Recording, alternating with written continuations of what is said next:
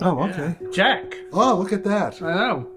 Look at that. Jack Sarfatti in my house. Yeah. Hi, Oh. hi, Jack. You're very welcome. Thank you for coming all this Thank way you, to yeah. France. Yes, thank you. Thank you for your kind hospitality. Oh, it's a great honor and privilege to speak to you. I have so many questions. Jack Sarfatti, born September the 14th, 1939 in Brooklyn, New York. Sarfatti attended Cornell University and was awarded a PhD from the University of California, Riverside under Fred Cummings. Many of Jack's mentors were part of the Manhattan Bomb Project. He went on to study at the UK's Atomic Energy Research Establishment at Harwell and the Max Planck Institute for Physics in Munich, Germany.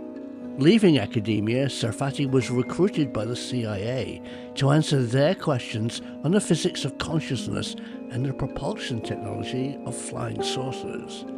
In 1973, Sarfatti met Harold Puthoff and Russell Targ at Stanford Research Institute, where they shared ideas on UFOs and consciousness.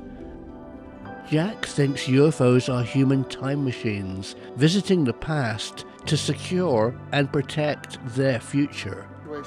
During his visit to us in France, Jack Sarfatti explained how UFOs use physics to manipulate gravity, space, and time.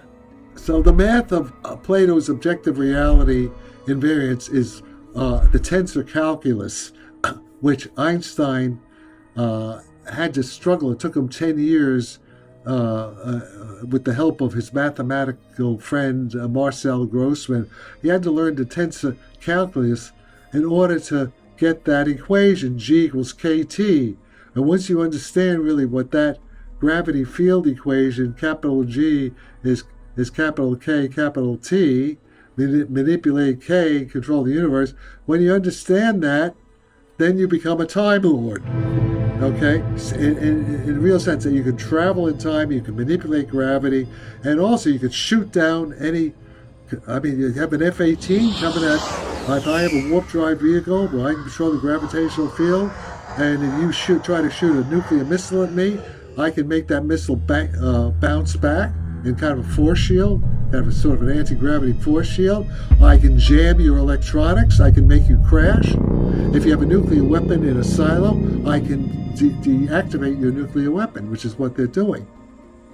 So that's what we're talking about here.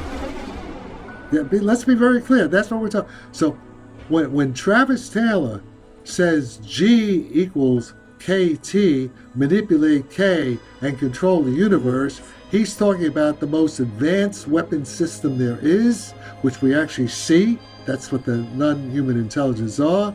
And they're showing, and they're neutralizing our nuclear weapons. Hopefully they've neutralized all our nuclear weapons so we can't kill ourselves in nuclear war. But of course I could be wrong. You know, that's the best case scenario. So this is the big picture of what's going on here. This is more than speculation. This is survival. This is survival. Yes, let me take a look at some of these questions.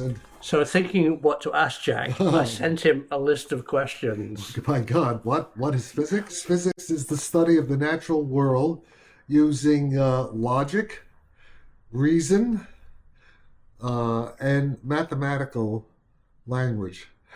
That's great. But how does physics interface with society? I mean, how do people... So before Newton was hit in the head with an apple, how did after Newton discovered gravity or defined gravity, how does it affect society? How does physics interface with normal people? Okay, I think we should start earlier than that. Yes. We should start with the what are we near now? Look at the caves. How long ago is that? 20,000 years. People have lived in this part of France for over 20,000 years, or at least the caves. There's evidence of modern humans, and then before that, Neanderthals. So 20,000 years ago. Okay, but you were telling me about the three-dimensional nature of those paintings and how in the light. Yeah. There was motion pictures. Oh, right. So around here, the ancient cave paintings, you have to remember that caves aren't flat, and the undulating rock wall of a cave was augmented reality. So the ancient artists saw the rump of a deer or a mammoth and added legs. And as Jack said, often that undulation, the concave and convex nature of caves could be animated, brought to life with a flickering candle. Yeah, Physics. Exactly. That's physics. That's applied physics. They were empirical. They were using physics. Without physics, there is no civilization. Without physics, there's no technology. And without physics, we're in what Hobbes called a state of nature, a short, nasty, brutal.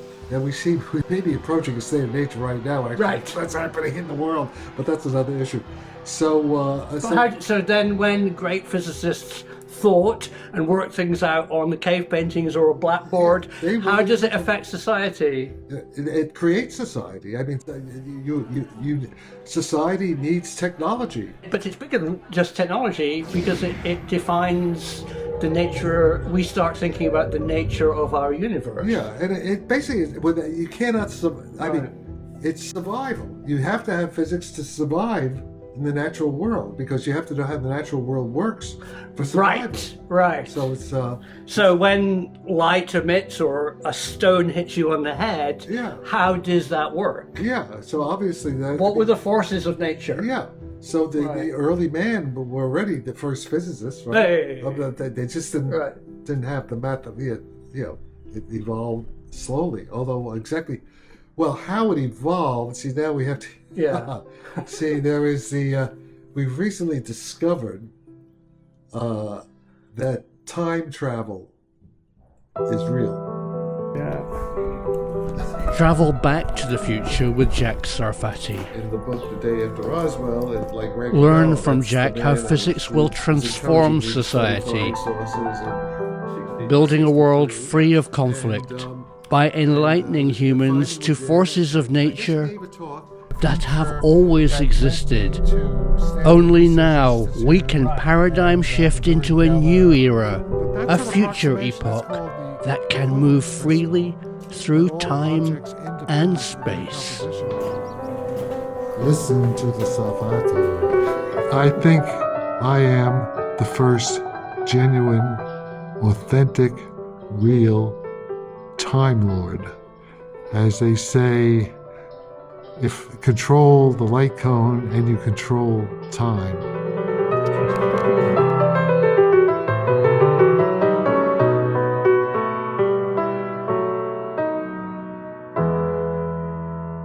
Jack Sarfatti is a Time Lord. After 4 days of him actually spending time in my humble house, Jack spent time with me explaining how time, space, and gravity can be manipulated today. So what you've just seen is a teaser. I've got hours of Jack explaining for you how time travel actually works today.